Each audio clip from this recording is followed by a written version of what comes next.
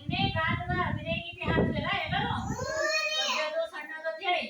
ಈಗ ನಾನು ಒಂದು ಹೊಸ ಚೀಲ ಹೊರ್ಸ್ಕೊಂಡ್ಬಂದಿನಿ. ಈ ಹೊಸ ಚೀಲದಾಗ ಚಿತ್ರ ತಗೊಂಡ್ಬಂದಿನಿ. ಚಿತ್ರ ತೋರಿಸ್ಲೆ ಏನದ ತೋರಿಸ್ಬೇಕಲ್ಲ.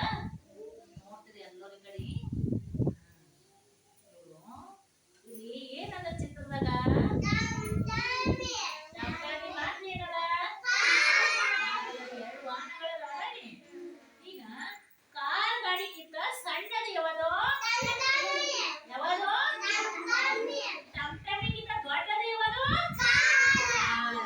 ದೊಡ್ಡದು ಸಣ್ಣದು ಗೊತ್ತೈತಲ್ಲ. ದೊಡ್ಡದು ಕಾರ್ ಅದ, ಸಣ್ಣದು ಟಮಟಮಿ ಅದಲ್ಲ. ಇನ್ನೊಂದು ಚಿತ್ರ ಬಂದು ತೋರಿಸ್ತೆ ನಿಮ್ಗ.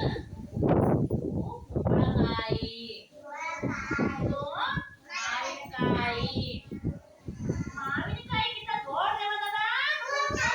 ಕುಂಬಳಕಾಯಿ ಅದ. ಕುಂಬಳಕಾಯಿಗಿಂತ ಸಣ್ಣ ಯಾವ್ದದ? ಮಾವಿನಕಾಯಿ ಅದಲ್ಲ. ದೊಡ್ಡದು ಸಣ್ಣದು ನೋಡ್ತಿರಲ್ಲ.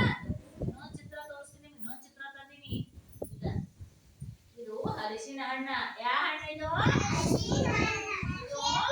ಸೇಬು ಹಣ್ಣ. ಸೇಬು ಹಣ್ಣಿಗಿಂತ ದೊಡ್ಡದು ಯಾವುದು?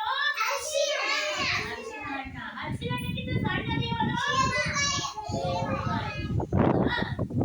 ದೊಡ್ಡದು ಸಣ್ಣದು ಗೊತ್ತಾಯ್ತಲ್ಲ. ಇನ್ನೊಂದು ಚಿತ್ರ ತಂದು ತೋರಿಸ್ತೀಯ ನಿಮಗ? ನೋಡಿ ಏನೇ ತಂದು ನೋಡಿ ಈ ಚಿತ್ರದಾಗ. ತೆಂಗಿನ ಗಿಡ, ಮಾವಿನಕ್ಕಿಂತ ಗಿಡಕ್ಕಿಂತ ಎತ್ತರ ಯಾವ್ದದ? ತೆಂಗಿನ ಗಿಡ ಅದ. ತೆಂಗಿನ ಗಿಡಕ್ಕಿಂತ ಗಿಡ್ಡದು ಯಾವ್ದದ? ಮಾವಿನ ಗಿಡ.